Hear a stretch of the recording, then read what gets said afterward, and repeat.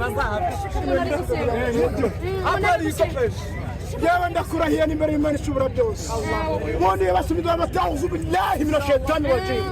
nikiza kumara gidini kibi cyose cyangwa tuwane wataranzana yambwiye uti wallahi ngenda vuye mu kazi parika imodoka y'amatereka mashallah munyazi urambika umukozi mbaza navuga uti umusengere kipe nakuti gutabona wallahi wabirahi mashallah hapa zaitoza shahada ya Allah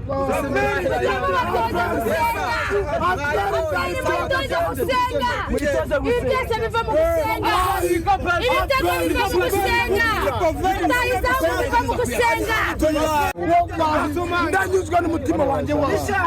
ndashimira perezida